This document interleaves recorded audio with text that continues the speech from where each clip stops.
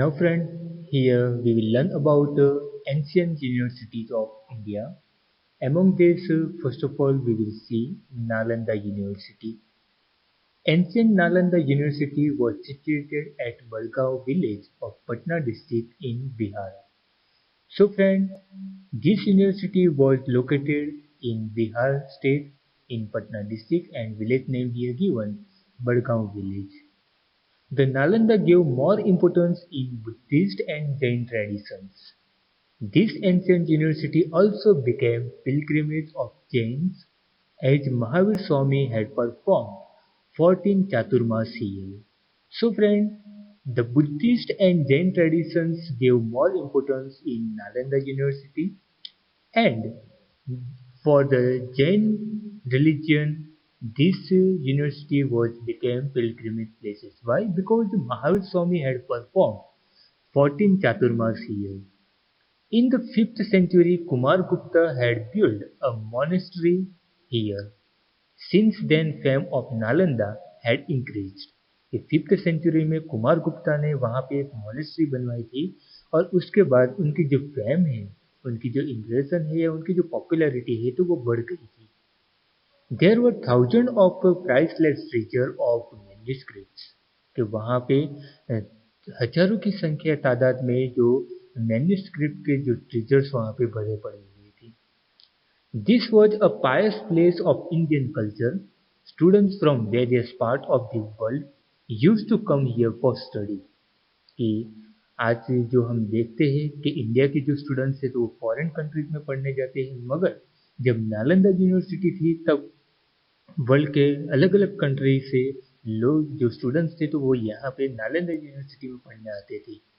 The great traveller हियन सांग also came here. कि जो हियन सांग नाम के जो चाइनीज ट्रैवलर थे तो वो भी नालंदा यूनिवर्सिटी में आए थे. Today only the ruins of the great university, but amidst the ruins one can visualize the glorious culture of India. आज हम देख सकते हैं कि जो ये ग्रेट यूनिवर्सिटी जो थी तो वो पूरी तरह से ruin हो गई, मगर उसमें भी हम देख सकते हैं कि उनकी इंडिया में उस वक्त की जो ग्लोरियसनेस थी या उनके जो कल्चर था वो कल्चर को हम इस यूनिवर्सिटी में विजुलाइज कर सकते हैं. A student who passed out from Nalanda was considered the ideal student of India. During 5th to 11th century, education was based at Nalanda and in India at that time had best libraries of the world were available. यानी कि उस वक्त जो भी student Nalanda university से पास होकर आता था तो उसको एक आइडियल स्टूडेंट इंडिया में माना जाता था. और 5th to 11th सेंचुरी तक इंडिया में जो एजुकेशन में नालंदा यूनिवर्सिटी एक बेस्ट यूनिवर्सिटी थी और साथ में वहाँ पे जो एक बेस्ट लाइब्रेरी जो थी तो वो भी नालंदा यूनिवर्सिटी के पास थी. Many students of India and abroad used to come for study and research in the library of Taxila as well as in Nalanda University.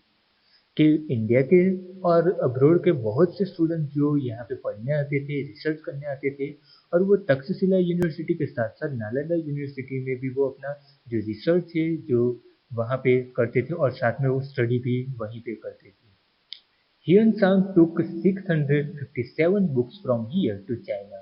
कि जो चाइनीज ट्रैवलर हियन सांग थे तो वो अपने साथ 657 बुक्स यहाँ से चाइना लेकर गए थे और वो वहाँ पे ये दिखाना चाहते थे कि इंडिया का जो मैनेजमेंट है, इंडिया की जो ग्लोरियसनेस है, प्रॉस्पेरिटी है, तो वो चाइना में जाके वो दिखाना चाहते थे. Next paragraph. Hiuen Tsang visited in the 7th century. There were 7 huge halls, means rooms or sections in the university. कि हियन सांग ने ये नालंदा यूनिवर्सिटी की विजिट की थी तो उस वक्त 7th सेंचुरी चल रही थी और उस वक्त वहाँ पे 7 ह्यूज हॉल थे, यानी कि 7 टोटल बड़े बड़े हॉल थे इस यूनिवर्सिटी में. There were 300 rooms for delivering lectures. यानी कि स्टूडेंट्स को लेक्चर्स डिलीवर करने के लिए 300 रूम्स अलॉट किए गए थे. Special monasteries were built for dwelling of students. यानी कि जो स्टूडेंट्स वहाँ पे रहकर पढ़ना चाहते थे तो उनके लिए स्पेशल मोनेस्ट्रीज भी बनवाई गई थी ताकि वो वहीं पे ही रहकर वो पढ़ सके। Many villages were donated for university sustenance. Food and clothing facilities were provided free of cost from the earnings obtained from those villages. यानी कि बहुत से ऐसे विलेजेस जो थे तो उनको डोनेट किया गया था यूनिवर्सिटी को सस्टेन करने के लिए, उनको सर्वाइव करने के लिए। और जो फूड और क्लोथिंग फैसिलिटीज भी वहाँ पे फ्री ऑफ कॉस्ट में प्रोवाइड की जाती थी। और वो कहाँ से, तो जो विलेजेस से जो इनकम अर्न होती थी तो उसका यूज करके ये नालंदा यूनिवर्सिटी में जो स्टूडेंट्स थे तो उनके लिए फूड और क्लोथिंग फैसिलिटीज प्रोवाइड की जाती थी। Its book repository, means a library area, was known as Dharmaganj. During 5th to 11th century BC, Nalanda was a reputed as well as an estimate center of education. यानी कि वहाँ पे जो book repository थी, यानी कि जो library थी, तो उनको धर्मगंज नाम दिया गया था। और वहाँ 5th to 11th सेंचुरी जो थी तो वहाँ पे नालंदा यूनिवर्सिटी एक एजुकेशन का एक सेंटर माना गया था। तो फ्रेंड, यहाँ पे नालंदा यूनिवर्सिटी के बारे में हमें पढ़ने के बाद इतना तो पता चल सकता है कि उस वक्त की जो इंडियन एजुकेशन सिस्टम जो थी तो वो कितनी स्ट्रॉन्ग और कितनी वो रिच होगी, कि जिसके कारण जो अब्रोड से स्टूडेंट यहाँ पे पढ़ने आते थे। Now friend, we are going to learn about another education centre of ancient India, which is here given, Takshashila. Ancient University of Taxila was located at Rawalpindi of present Pakistan. It was the capital city of ancient Gandhar region. So friend, Takshashila University was located in Rawalpindi, which is located in Pakistan. And Rawalpindi was the capital city of Gandhar region in ancient time. This university imparted education in 64 subjects. Most of the students stayed in the ashram to practice with Guru. So friend, there were 64 subjects were taught in this university, and most of the students were stay in the ashram and they were practices with their Guru. Jivak, the disciple of Lord Buddha, learned the lessons of Ayurveda here. According to a belief, this university was named after the name of Taksha, the son of Bharat, brother of Lord Ram, born in Raghukul. यानी कि एक belief के मुताबिक ये university का जो name रखा गया था तक्षशिला, तो वो लॉर्ड राम के जो ब्रदर थे भरत, उनके जो पुत्र तक्ष थे, उनके नाम से ये यूनिवर्सिटी का नाम भी तक्षशिला रखा था। It was a renowned education center of 7th century. Students were free to study the subjects of their interest. यानी कि ये एक बहुत ही रिनाउंड एजुकेशन सेंटर थे 7th सेंचुरी में, और स्टूडेंट्स को वहाँ पे फ्रीडम था कि वो कोई अपने इंटरेस्ट का कोई भी सब्जेक्ट वो पढ़े। In spite of the limit allotted of 20 students per teacher, they used to teach even more.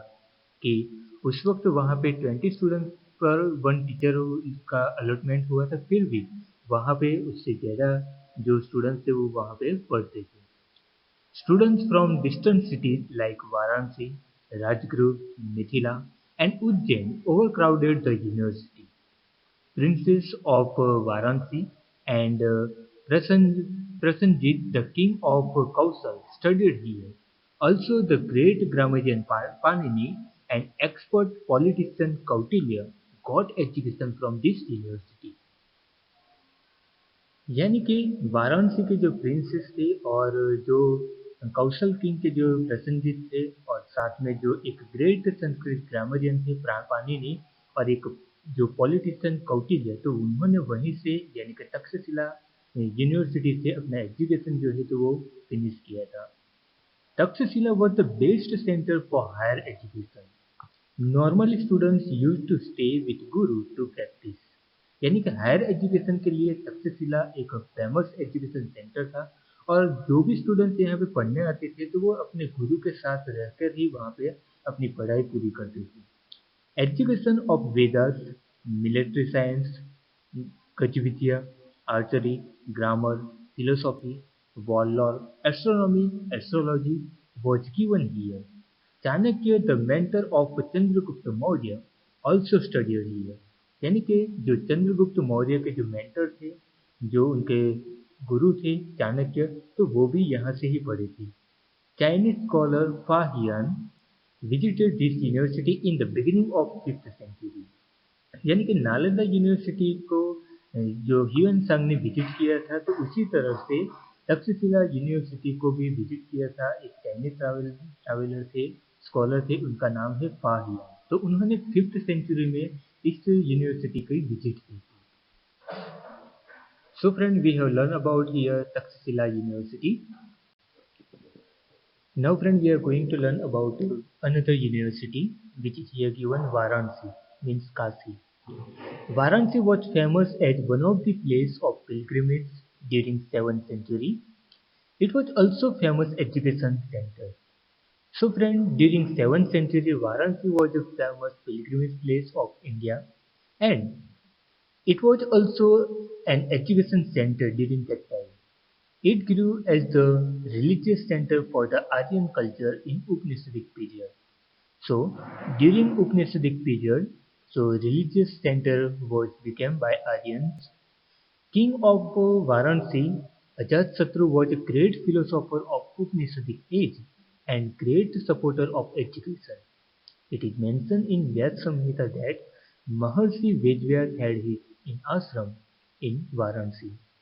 So friend, the king of Varanasi, Ajatasattu, who was also a great philosopher during Upanishadic age, and he had also positive support to education. And it is mentioned in Vyas Samhita that the ashram of Maharshi Vedvyas was located in Varanasi. Next paragraph. Lord Buddha chose Varanasi a suitable place for propagation of his preachings. Potent philosopher Adi Shankaracharya had to move to Kashi to adopt the new principles of Vedanta. So friend, Lord Buddha had choose Varanasi to propagate their preachings, and philosopher Adi Shankaracharya had also moved to Kashi to adopt the new principles of Vedanta. Vallabhacharya ji and Chaitanya Mahaprabhu, the pioneer of Pushti Marg, attained prestige for their Vaishnav sects in Kashi. यानी कि जो वल्लभाचार्य जी और चैतन्य महाप्रभु जो थे, तो पुष्टि मार्ग attend करने के वो एक पायोनियर माने जाते थे, कि जो काशी में वैष्णव सेक्ट के लोग रहते थे वहाँ पे। Majority of scholar families of Punjab had to migrate to Kashi, while a few families migrated to Kashmir. So friend, during that time, many scholars families of Punjab, they were migrated to Kashi, whereas few families migrated to Kashmir. Many other princes came for education in Varanasi. Monastery at Sarnath became a famous education center under the patronage of Emperor Ashoka. कि सारनाथ में जो monastery बनी थी, तो वो emperor Ashoka के जो patronage यानी कि उनके कारण, यानी कि उनका आशीर्वाद के कारण, या फिर उनके जो वेलफेयर वर्क के कारण एक मोनेस्ट्री जो है तो वो एक सारनाथ में बनी थी, कि जो एक फेमस एजुकेशन था। Now, fourth university, which is Vallabhi.